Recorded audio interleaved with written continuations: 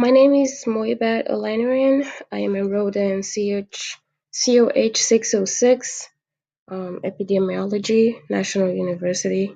I apologize, my voice is a little off from down with a cold. My presentation is on re-examining the relationship between alcohol consumption and coronary heart disease with a new lens by Amy Z. Fan, W. June Rowan, and S. Patricia Chu. Hopefully I pronounced those correctly. The basis of the article, the peer-reviewed article, is to shed a better light on the association between alcohol consumption and lower risk of coronary heart disease in the last 12 months. This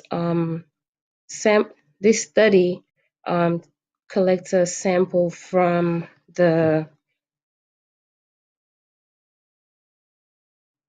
forget the name.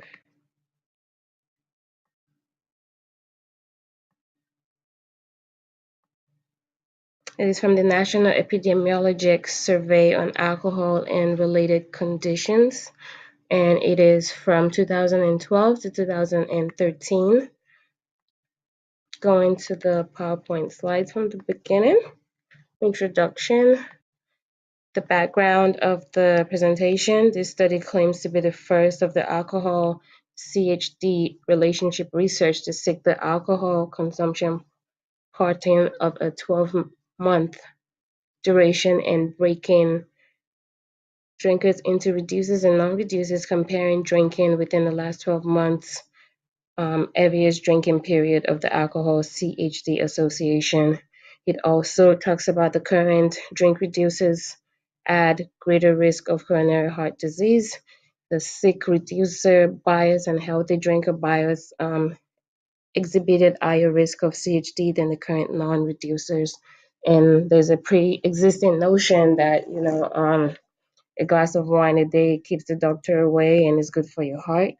And basically, this article is aiming to caution the population on following the dietary guidelines on how much alcohol or how much wine is beneficial to their cardiovascular health. The objectives is the moderate alcohol consumption in relation to lower risk of coronary heart disease, the association of heavy drinking with the risk of CHD, population-based U.S. health survey. The research questions that they aim to answer include the drinking level during the heaviest drinking history directly associated with higher risk of CHD.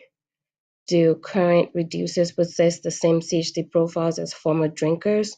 And does current drinking provide any protection against CHD? The population, again, is from the U.S. Health Survey, 2012 to 2013. The time period of population was the past 12 months. Population groups were respondents from the reported diagnosed CHD cases. The group free of CHD and alcohol-related health conditions, and the current drink reducers and former drinkers based on gender in the past 12 months. The population source and response rate, the National Epidemiology Survey on Alcohol and Relative Conditions, the sample size from 36,309 adults aged 18 years and older of the 2012 American Community Survey, Bureau of Census 2013. The response selection was based on multi-stage probability sampling method, predominantly Blacks, Asians, and Hispanic. So they experienced quite a bit of oversampling due to non-response from the rest of the ethnicities.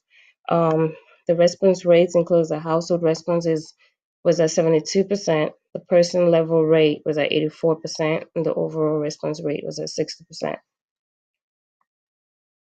The types of studies conducted is a case control study to assess the patients diagnosed with CHD and those free of CHD and alcohol-related diseases, and also cross-sectional study to examine the current drink reducers, non-drink reducers, and former drinkers to decipher the effects of both quitting and reduction on alcohol with the relationship with CHD. So basically trying to figure out the population of people who decided to reduce their level of drinking or who just quit drinking all the way, and what is the difference in their risk factor with the coronary heart disease. The sample size analysis is basically the exposure sample size is 1,671 people, and the non-exposed sample, which are the people that are free of CHD and alcohol-related diseases, were 17,629. Recruiting strategies was predominantly like the interviewing method, but it was stratified population to size PPS sampling and multi-stage probability sampling. The article utilized for the report of the sampling is the main study sampling design, which is also part of the main peer-reviewed article by the National Institute on Alcohol Abuse and Alcoholism, source and accuracy statement. So going down to 3.2 basically discusses how the samples were generated, the interviewing process to recruit the interviewers to ensure there's no interviewing bias and to ensure that they do not ask questions that leads the population to give the desired answers. Stratification and sampling selection was used, and one of the exclusions was the areas of Alaska and Hawaii, and that's pretty much due to like the cost increment that the study suffered in the process. Recruiting inclusion criteria. This was conducted by diagnostic interviewing, asking questions including the past 12 months, doctor ascertained or health professionals free of CHD, no alcohol related conditions, drink reduces, and abstinence. Exclusion criteria include respondents who exhibited other risk factors or may increase risk of CHD not related to alcohol were considered comorbid or confounded and may contaminate the control or comparison group, and individuals who had a CHD or alcohol related condition and prematurely died or died due to the health condition, and also the population of people in Alaska and Hawaii that were excluded due to cost reasons.